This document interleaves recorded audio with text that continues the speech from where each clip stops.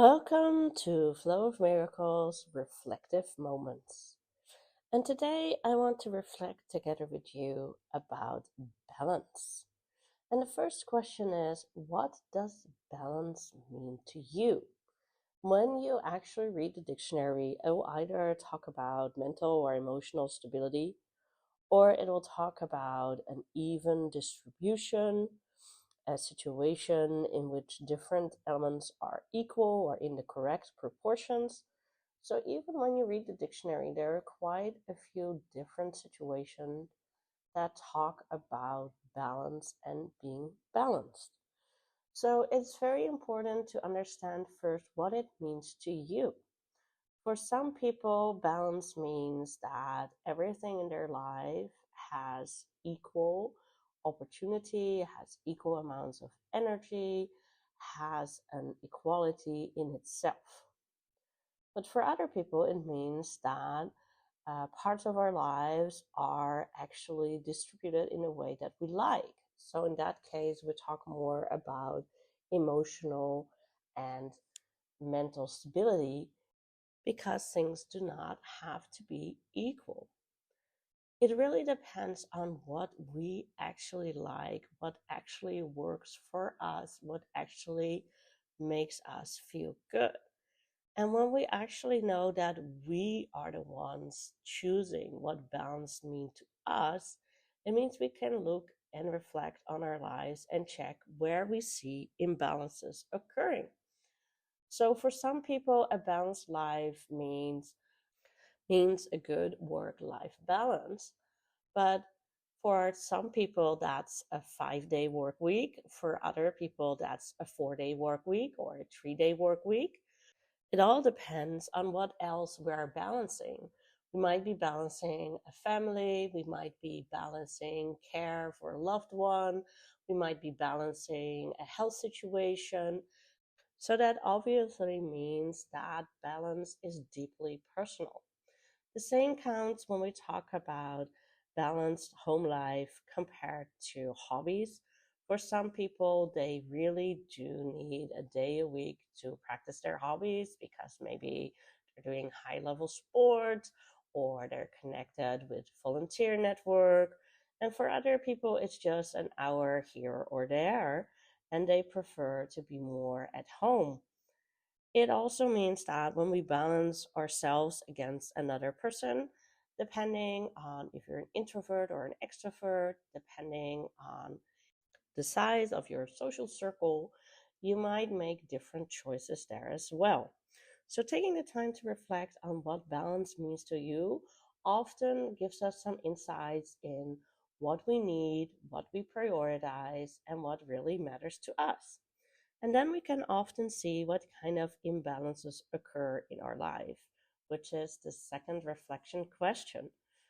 For some of us, you can see that we work too much and we do not spend time at home like we should.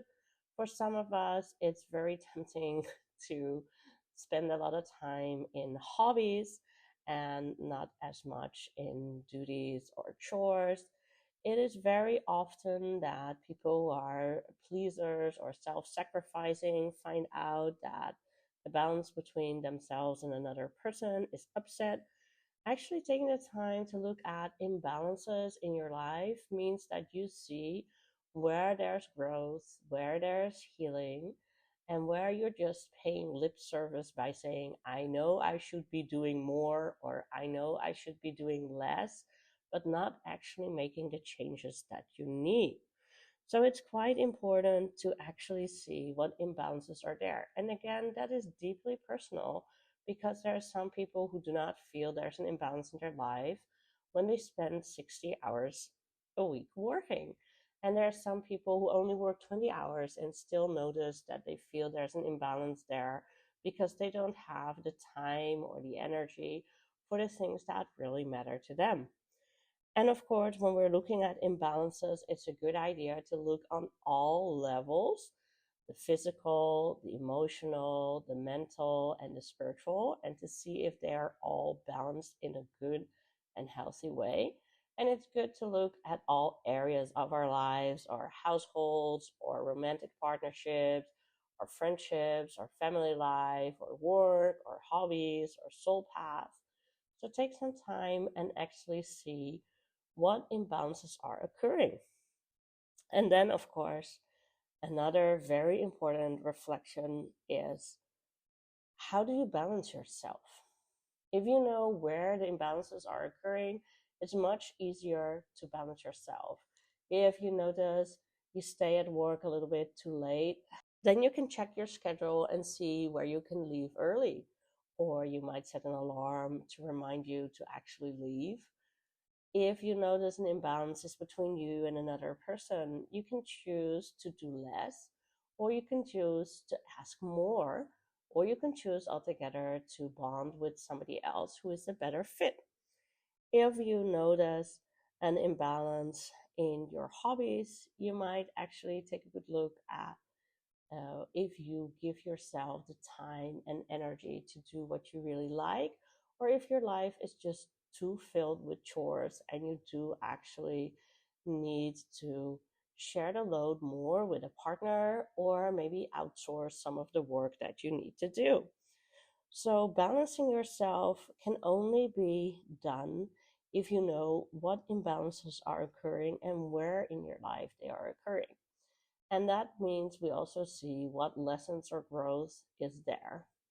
And what we do to balance is quite um, personal, because it depends on the imbalances. But one of the things that always works is to take the time to reflect.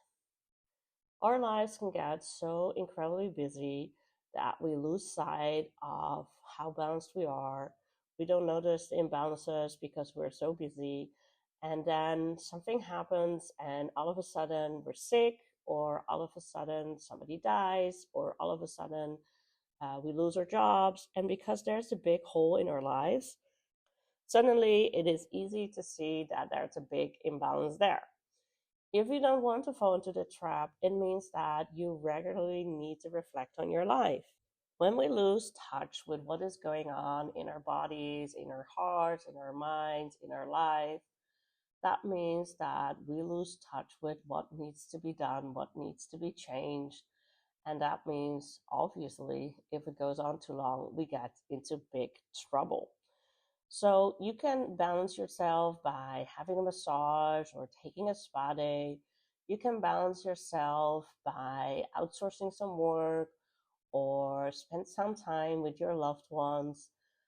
But you always need to balance yourself by taking the time to reflect, by taking the time to actually look at your life and see where the problems are occurring, where you are out of balance. There is no shortcut there. And again, if we do not do this work, in the end, we pay the price. And the price is obviously not one we would like to pay. Even so, for some people, reflecting on their lives is quite difficult because reflections can be quite painful. We can see places where we fall short. We can see places where we feel stressed.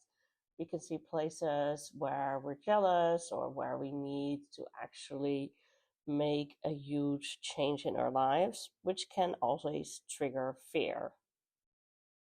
So, knowing what imbalances are often occurring means that you know what you need to do to balance yourself. So, if, for example, you know that you lose touch with your body quite often, it's a good idea to regularly schedule a massage or a spa day. If you know that sometimes you get too much in your head, it is a good thing to actually plan a meditation or a walk in nature or a holiday to actually get out of the situation. In other episodes of Reflective Moments, I will be talking more about the areas of your life that always need to be balanced and how to do that. But for now, I hope these 10 minutes have given you some time to think about what balance means to you, what imbalances occur in your life, and what you can do to balance yourself.